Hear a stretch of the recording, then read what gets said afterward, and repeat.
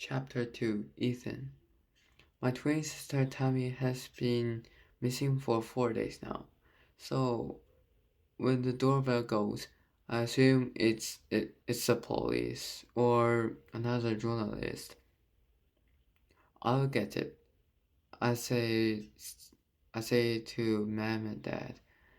Granny is asleep in her tracksuit on a big chair up by the Christmas tree, her head back and her mouth open.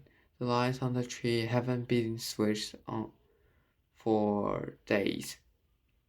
I open the door in Ignatus for Fox Templeton, Iggy for short and slightly less weird, stands there wearing a thick coat, a flo cap, and shorts, despite the snow. He's holding a fishing rod in the one hand and Susie, his pet chicken, under his other arm.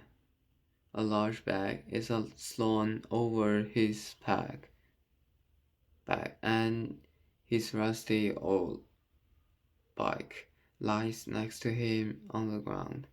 For a moment, he just stands there, staring at each other. It's not like we're best friends or anything. We had this sort of awkward encounter when Tammy first went missing on Christmas Eve. I nearly broke his mom's fingers with the piano lid, but she was okay about it. I I just thought I was wondering, if Eggy's not normally like this, but he's not normally normal anyway. And besides, nothing is normal at the moment. Who is it? Calls Mom from inside, wearily. Don't worry, Mom. Doesn't matter, I call back. Mom has been getting worse in the last day or two. None of us has been sleeping well, but I've begun to think that Mom has not been sleeping at all. She's got these blue-gray patches under her eyes, like smuggled makeup. Meanwhile, Dad has been trying to keep busy as a pup and coordinating search efforts, but he's running out of things to do. Everyone wants to help us, which means the only thing left for us to do is to sit around and worry more and cry. Sandra, the police family liaison officer who has been here a lot, says that it is to be expected. I turn back to Iggy on the doorstep.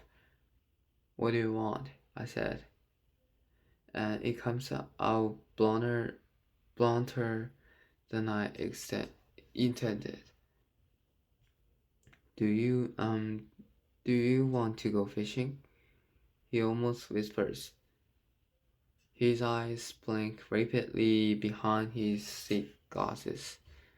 In this case, you don't quite get just how old I found this. You have to know that for the last few days, the only word I have known has been one of worry and tears. The police officers being brisk, and journalists with cameras and notebooks wanting interviews. The people from village bring food even though the pub has a massive kitchen. We now have two Stefford's pies and a huge pavola. And Sandra, Dad and Mom trying to manage all of his grand and Auntie Anika and Uncle Jen flying in yesterday from Finland because, well, I don't really know why. To comfort us, I suppose. Because, because 4 days ago, Tammy vanished off the face of the earth. Nothing has been right since. So when Iggy turns up to waiting to go fishing, my first thought is, are you mad? Then it downs on me. Is this Sandra's idea? I think. Holding the front door half closed to keep cold out. Iggy doesn't seem to mind. He gives his characteristic confident nod. Iggy knows Sandra already. He's had several reasons for a police family liaison officer to call at his house. Yes, she thought you might want to get out of the house for a bit. You know, change the screen. And all the monarchy, think of something else. Monarchy is a very Iggy sort of word. He doesn't have much of a local accent, so he's not exactly push either. It's like he can't quite decide how his voice should be and use old words to fill the gaps. He goes on, and so here I am.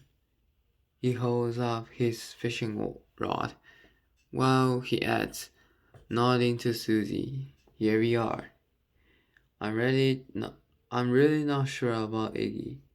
That doesn't like him at all. Ever since soon after we arrived in the village, Dad caught him stealing a box of crisps from the pub's outhouse.